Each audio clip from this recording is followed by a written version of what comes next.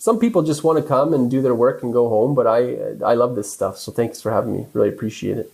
Hey everyone, welcome to Nailed It, a podcast powered by Parker Huggett.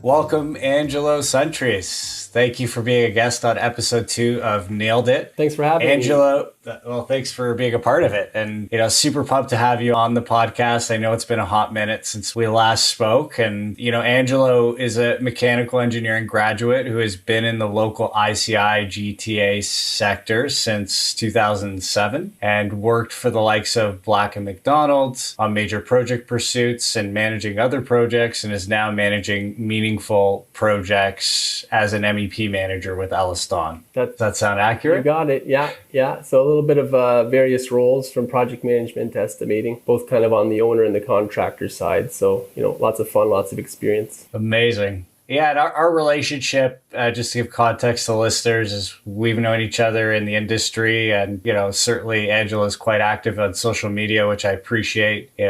Sharing in a world where the industry seems like a little bit of us versus them. I love the content you've been putting out, and kind of just get into it. Could you tell us a little bit about yourself professionally? I know I've kind of touched on a high level, but what's been your story? Well, that's a great question. And, you mentioned the social media and the posts about, certain construction topics. And I'll kind of get to that towards the end of my explanation of the career. But basically, it's kind of a funny story because, like a lot of people, when I was coming up through school, even when I was in engineering, I never really saw construction as a viable career path.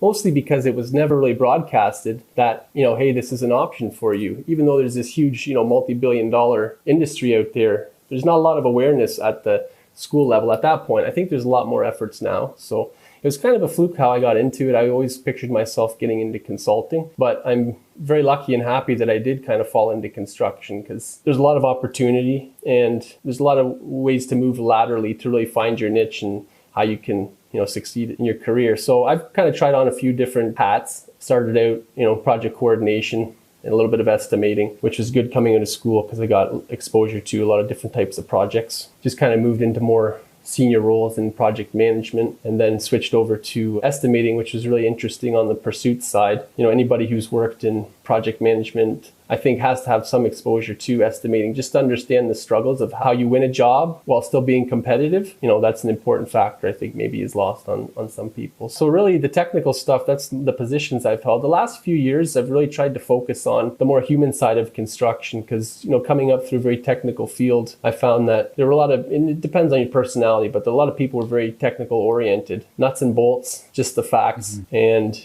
that lends itself well to certain roles in the construction industry. And what was really lacking, I think, and still is, the basic kind of human to human interaction and those interpersonal relationships, building those foundations, because construction is very complex. There's technical issues, a lot of different people involved, especially on the different, bigger projects. I think we've neglected the basic fundamentals of connecting as humans to build on that to solve these complex problems. And that partly contributes to the issues we're facing today. Sorry, that was a long answer, and that was only the first one. We're going to be here for 2 hours if we go at this rate. Yeah. Go ahead, I'll stop. I do like that, element of getting away from binary to, the reality of dealing with human beings. I heard a really great quote. It's like, if you continue acting like a robot, you'll be replaced by one. Yeah, exactly. That's perfect. Yeah. Love it. Yeah. So what would you say is a situation where you really nailed it? Not to be funny about the name of the podcast or whatnot, but like a success, whether it's been a hire, a personal situation that's led into a positive outcome in work, or other work-related successes during this great journey that you've had as a professional? So this is a really good question, and I had to kind of think long and hard about it. And I couldn't really think of one specific instance, but a common theme kept kind of coming back to me. So I'll just describe a generic situation that I've been in many times. And maybe it's because I'm stupid, but I always find myself in this situation. But along your journey, there's going to be the easy way and the way that you're comfortable with, and things that are well known and within your comfort zone. And then there's going to be opportunities that come up that might be few and far between, but it's because it's going to involve a little bit of work and get outside your comfort zone. So there's been 2-3 times in my career I found myself taking on these massive unknown projects that I thought were important ventures that company or the groups I was with at the time didn't necessarily have the experience, but I thought, you know what, screw it. I'm going to give it a shot and try and figure it out. And, I failed my fair share of times, but I've also had my successes. And what I've kind of learned from those is, it might sound cliche, but growth really comes when you leave your comfort zone. And it really made me learn it, put it into perspective. Yeah, being in a technical field like construction, you do have to know a lot, but you can't know everything. It's impossible for any one person to know everything. So what's really important is surrounding yourself with the right people, building your network, and knowing where to go to get the right answer. Because not everybody has the right answer, but it's important to know where to find it. And that's what's going to make you successful. So that's where I feel I've really nailed it was, taking on these big unknown projects, and just the process of figuring it out was a success.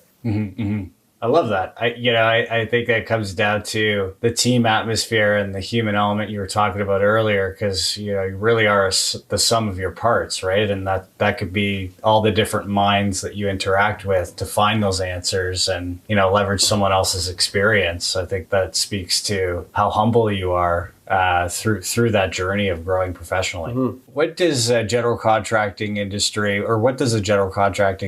in Canada do really well? One thing that, again, I had to kind of think about this one, and it's a great question, and I kind of came down to it, was leading the industry. So, obviously on a construction site, a GC is kind of the main point of contact with the owner and, in charge of scheduling and ultimately ensuring success of a project. So in terms of physically leading the industry, we're doing it on construction sites, but also in setting a precedence and tackling important issues. We do a good job of leading the industry. And especially that's what I love about Elliston, the current company I'm with. You look at topics like health and safety and socioeconomic issues I know people are sick of talking about it, but COVID, right? They were right in there making sure everything was as safe as possible, mandatory testing on site, vaccine mandates. A lot of people are on the fence about that, but it really prioritized the health and safety of not only Elliston employees, but the workers on our sites. So that really stuck out in my mind. In terms of socioeconomic issues, I experienced it firsthand at Michael Guerin Hospital. It was all over the news when there were nooses found on site. And I think in a different time at different companies, it would have been dealt as more of a public relations issue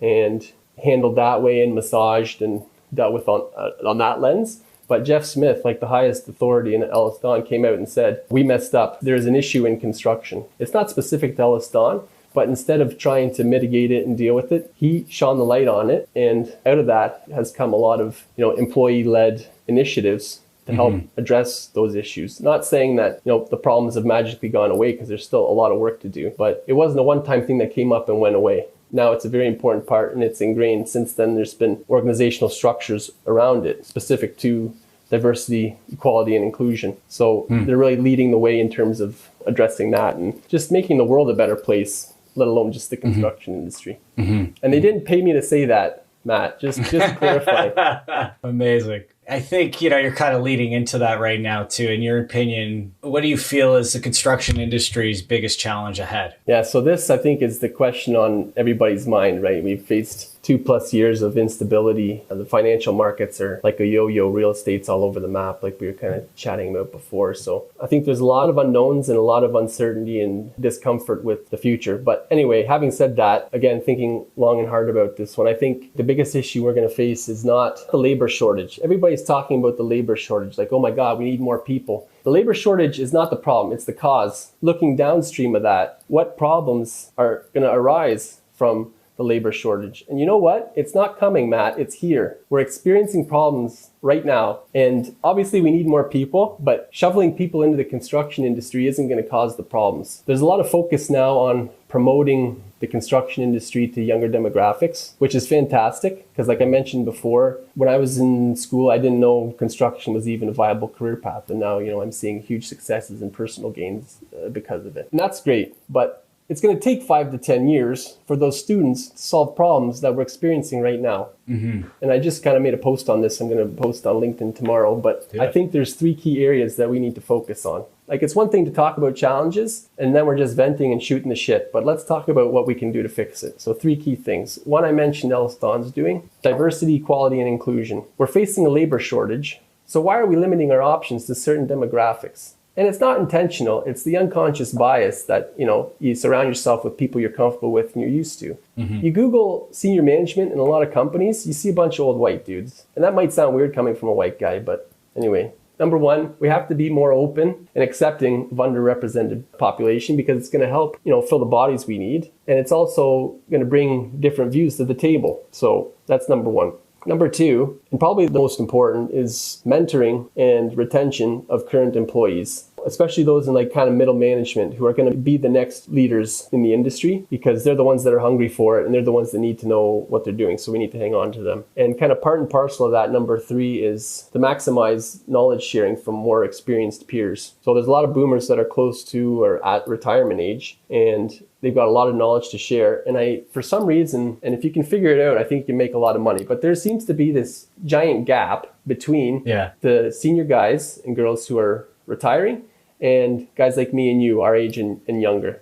Maybe it's a generational thing. Maybe it's that we've all been spread so thin we haven't had time for those mentorships and relationships and transferring of knowledge. But there's a really big gap right now. So I think that's what we need to focus on, is closing that. So. Yeah, I think that's super important. I've talked to thousands of construction professionals throughout my 16 years in connecting the best people to the best companies across Canada in the space. And when I started in 2005, 2006, they were talking about everybody retiring and talking about it and experiencing it. And now we're, like you said, I think perfectly, it's happening right now. And when you look at a lot of forced retirements that have happened, at least I've seen when the pandemic hit, because a lot of, for example, senior supers were making hay while the sun is shining. Yeah. They're just like, well, I don't need to do this anymore. There's a lot of red tape. This isn't for me. And there's nothing wrong with that. It's just how they're wired. Yeah. But when they leave, to kind of just bolt on to that last point you were making, when they leave, they take the memory of those projects with them. And I think advocating for that buddy system to get that download before they leave the market is super, super important. I think if you align the right attitude with some of that experience, you're right on the money. I mean, I don't know why there isn't more conversation about that element. And hiring internationally, it used to be super common, the amount of Brits, wherever people are coming from. And it hasn't been. And maybe it's because of COVID. Maybe it's because it's harder to get a work visa. I don't know. But something needs to give. And I think that action is going to be a successful one. Those are all very good points. For sure. No, you're onto something. And it's interesting to hear your insights, right? Because you're in the business of connecting people. So maybe I'll spin the question and ask it to you. I know it's your podcast, but No. It's a conversation. I love it. Yeah. So what do you see as kind of the industry's biggest challenge? Is it related to staffing, or are there other specific? I mean, that's your wheelhouse, so you probably have more insights than I, but what do you think? Yeah, high level, I think it's definitely people with experience, finding someone who's 35 to 45 age demographic, who's actually truly been the lead on projects. If we're going to talk about production of superintendents, PMs, I think the firm that starts taking on some sort of college to train their staff to get them into more senior positions is definitely a great solution. I just don't see, there's maybe two companies that do that right now in the market, because you can train, outside looking in, it's just my opinion, you can train skills, you can't train attitude, and culture's how you view the world, in my opinion, right? So alignment on how you think and operate and, like I said, view the world. I think firms that aren't acquiring other firms for their talent, because really it's a war on talent right now is what I'm seeing. If they don't start thinking outside of the box and training those skill sets, and I think, that's a great solution to the buddy system and the sense of mentor to mentee, within the next 7 years, 48% of the construction industry is going to retire. That's just over 700,000 people. So is 48% of the work going to go away? No. So what are we going to do, man? And these jobs are getting, you look at the the types of projects, every building is smart now, right? In terms like it's a good time to be in the IT sector and like ICAT. Like my background's mechanical. I was lucky enough at the project, one of the projects I'm on now is to get involved in the ICAT, commissioning nurse call systems and access control and learning the parts and smarts and the programming. Like that's the future. So jobs are getting more and more complex. Schedules are getting tighter and tighter and tighter. Owners are getting smarter and smarter and smarter. Contracts are getting more onerous. And we're going to lose the good half of construction, the people that know what they're doing. So like, I don't know. It's a little bit terrifying when you think of it, but I get excited at the opportunity because like it's going to be rocky, but for the people that want to put the work in and think critically and help solve these problems, there's going to be a lot of opportunity there. So I'm a kind of a geek like that, I guess, too, and I get excited at thinking about stuff like that. Yeah, the opportunity is huge. I think anything in life, for change, there needs to be enough leverage, like something that's going to drive enough people and enough community to say, okay, this isn't working, right? The projects are getting bigger. They're becoming more sophisticated. We don't have the people, but we still need to build them. We still need to grow our business. So how do we have a discussion around to solve this problem? Is it immigration? Is it acquisition? Is it modular building? But you still need trades for that as far as I understand. Yeah. So well, you mentioned a good point in like thinking about the future and growing and acquisitions and basically making things broader. I know Ellis Dom, for example, has billions of dollars of backlog. Getting work has not been an issue for a lot of companies because there's so much work out there and it's profitable work. It's people hopefully are being smart about how they're bidding it. So you go in, and I know from estimating, it's like you have a certain schedule that you're going to finish it in and you have allocate personnel and there's a kind of a fixed cost. You're like, yeah, we're going to make this much money. But what happens all of a sudden when things shift, like COVID delayed a lot of projects, right? So now projects that were scheduled to start in 2023 are here. Projects that were scheduled to start in 2020 went like this. And now everything, next year, everything's, some stuff is still on hold, but things are going to take off. And that's my big concern and worry. And I don't know what the higher ups are thinking at Elliston and other companies, but it's not like, how are we going to win work in the future and keep the business going, grow the business? It's how the hell are we going to execute the work that we've already got, because they're tied into contracts. They've made financial commitments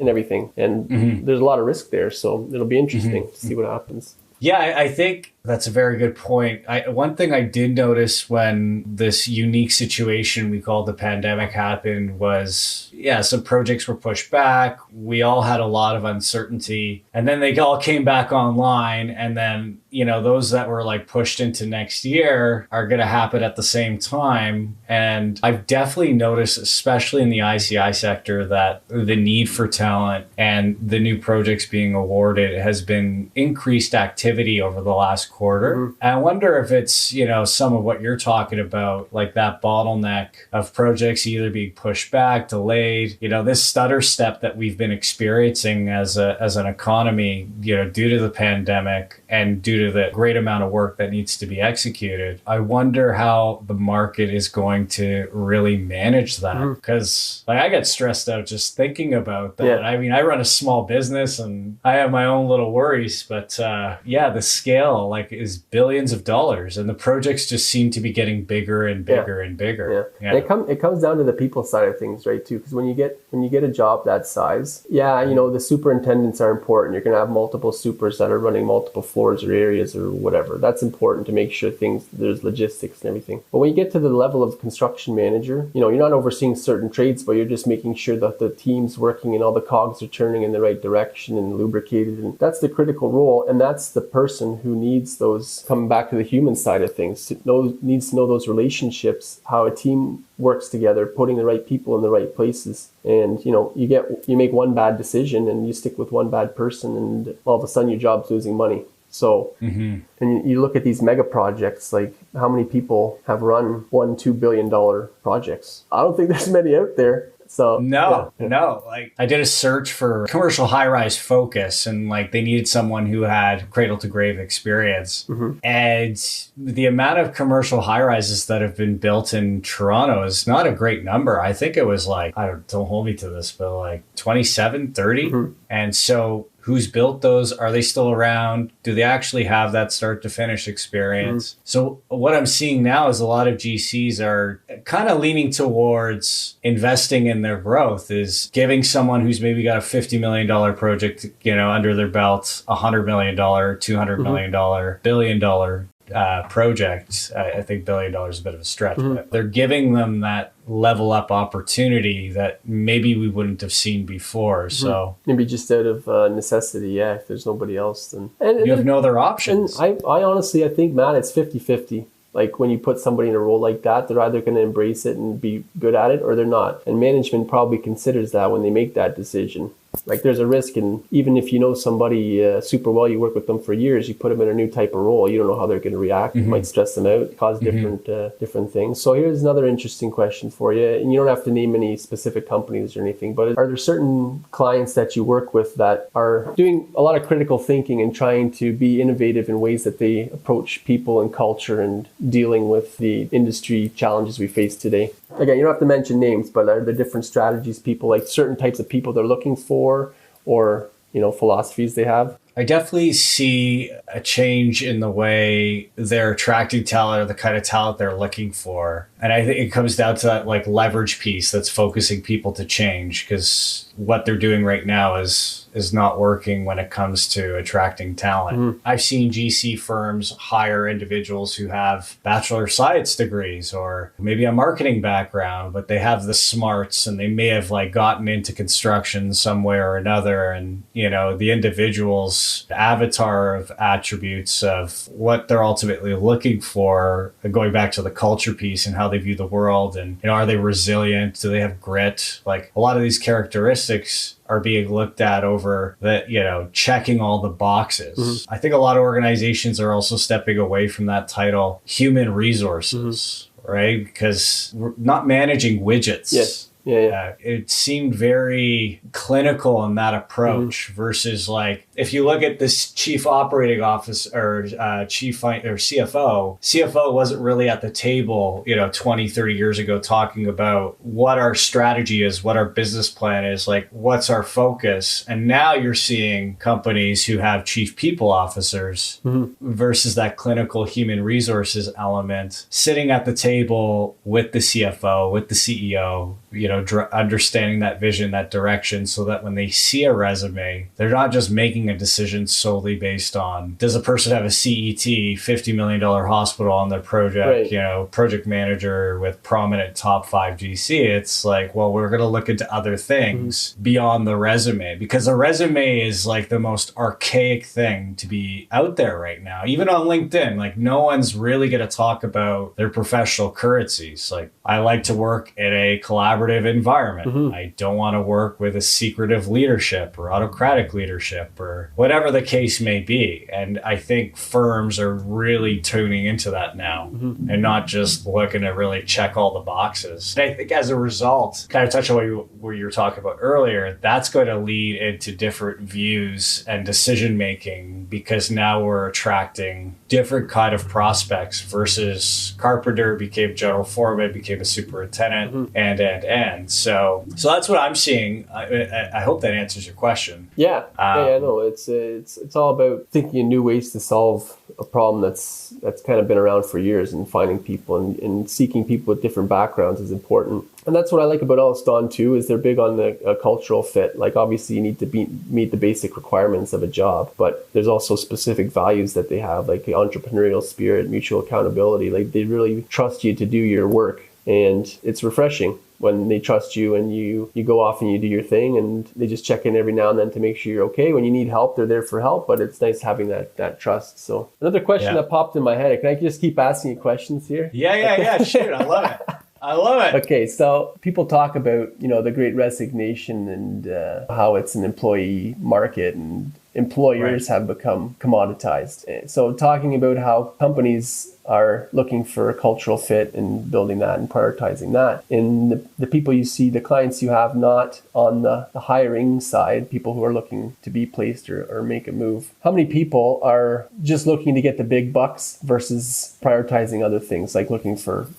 closer to home or other things like that? Like, do you see mostly now focus on the dollars because driven by the shortage, it's supply and demand. When there's supply is low, demand's high, and people pay big bucks for good people, and then a shitty guy might be like, well, he's getting this much money, I can get almost that because I have the same title or whatever. But anyway, I think I asked you a couple different questions there, but just... No, I'm picking up what you're throwing down. I think there's different camps, right? So there's one camp in the high-rise space, and it's being talked about. Salaries are just all over the place, and everybody's talking to everybody about the money they're making. And, just on a side note about that, when your friends are telling you how much they're making, they're not really giving you the full breakdown. Like, what's your base salary? What's your car allowance? Like, they're like, I'm making 150 grand. And, let's say 25% of that is your bonus and your car allowance. And it starts to skew the ask. But I would find it's a bit more like the Wild West in high rise in the sense of compensation, because there's over 200 tower cranes in the sky of Toronto. And like you said, the supply and demand piece, if we're to look at it that way, is certainly there. But there's also there's a camp of those individuals who had the great reflection, is what I call it, versus the great resignation, where work always kind of bounces back and work is always there. But a lot of professionals have not really raised their kids and have always been away from home and enjoy being at home and having that work-life. They call it work-life balance, but in construction, I refer to it more as lifestyle design because sometimes the job requires that, above normal hours or workload, or et cetera. So yeah, there's that lifestyle design piece that's been really important to professionals. And there's another camp that's just like, I'm tired of this industry. It's a bloodbath. It's constant fighting and stress, and I'm going to go be a barista or whatever entrepreneurial thing they want to do, like open a coffee shop is what I was referring to, or a scuba shop, whatever that looks like. And then there's another camp who's said, well, I'm not going to come into the office 5 days a week. I want to work from home 2 out of the 5 days a week, and I'm moving out of the city. So I think there are some individuals that are looking at it and saying, okay, I can make XYZ amount of money, but what expectations come along with that? Some projects have superintendents with no assistant superintendents, and yeah, they make 200 grand a year, but they're working 60, 70 hours a week. So yeah, I think it's a great reflection. I think it's, people are really taking stock what's important to them. If it's money, great. It makes total sense. But not everybody is interested in compromising that lifestyle design piece. And more people are not willing to compromise that lifestyle design piece for money. Like superintendents used to be like, I'll go wherever the job is. Now it's like, okay, how far is it from my house? So I think that's an important topic to touch on, and I do just want to touch on work-life balance, because I hate that term, because there is no balance, right? Work is part of life, so there's no real balancing it. And the best way I heard it, the best take on this, I forget where I heard it, but it was executive, and they were asked about what made them successful in their career. I think they were president or something. Their answer was understanding that work is just a part of someone's life, and the whole is greater than the sum of the parts, right? We talked about that, but work is part of your life. When everybody comes to work, when they go home, they have other stuff. They might have a family, they might just have a dog, they might just have hobbies that they like to do. At the end of the day, we're people, and work is part of life. So understanding how it all fits together and really understanding people, he felt that made the company successful and put him at that. And I thought that was like, I wasn't expecting that. Because like you said, there's going to be those guys who chase the money. I call them mercenaries, because they just go for the money. They don't give a shit about the job or the company. They're just making their money. And they might get fired. They might quit when the job's done. They don't care. Then they'll just move on to the next big project. So it becomes purely transactional. Yeah. So, and then there's the other camp that has that reflection. And I fall into that, where I might make more money jumping ship now, but is it going to stop me from becoming a vice president or a president down the road? You have to put your time in. Like, that's one thing I've realized with larger companies. To move up, you have to put your time in. You have to become part of at least from my observation and talking to people. You have to become part of their culture, and that takes time. And a lot of people, I think my age and younger, don't have that patience anymore, and that's kind of contributing to the issue, maybe. I don't know. Yeah, there's a lot of that scratch ticket mentality out there, and precedents being set of individuals who've been promoted into positions historically they wouldn't be put in. So it does create a bit of tension in the market in that regard. I also believe that there's some substance there too about creating greater bandwidth and experience by putting in your time. You're just setting yourself up for more success versus that sink or swim mentality. Yeah, and I do apologize, but I do want to touch on the last question because I think it's important about why younger people should consider a career in construction. And it's kind of what we were talking about. Like, just because, the thought of staying at the same company for a long time might bore a lot of people. But if you get into the right company, there's latitude to move around. Like, you look at, and again, they're not paying me to say this, but Ellis Don, even Black and Mac, like, so many different divisions, so many different routes you can take. Ellis Don's big into IT and data. Like, started as a construction company. Their first job was building a high school, and now they do their own capital. Like, they do their own financing. They do IT. They have ICAT group for information technology systems. They develop their own software. They do all this stuff. So say I'm in Toronto buildings as an M&E manager. If I went to my boss and said, hey, Doug, I think I want to move to the GC side pure and be a project manager, he would support me because they understand the value of keeping a good person, not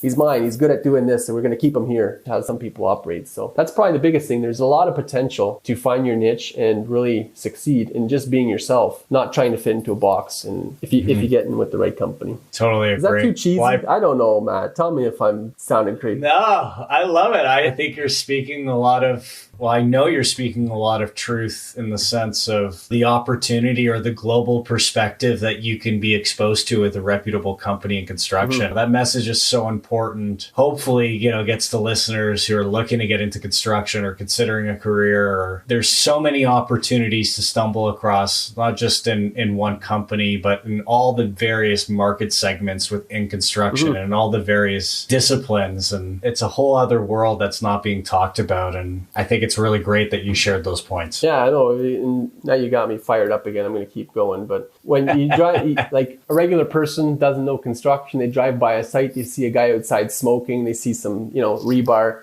they see pouring concrete, they see bundles of pipe. And that's what construction is to them. But you raise a great point, because to support that construction, you got, like I mentioned, IT people is huge now. Finance, talking about the CFO, everything's integrated now. They're part of doing the business plan. They're part of planning strategically, estimating, project management, pursuits, business development. Like, there's so many different facets that go into building that building. It's not just like one day somebody shows up with the backhoe and starts digging and pouring foundation. And we need to let people know about this, because it's probably one of the biggest industries in the world, man.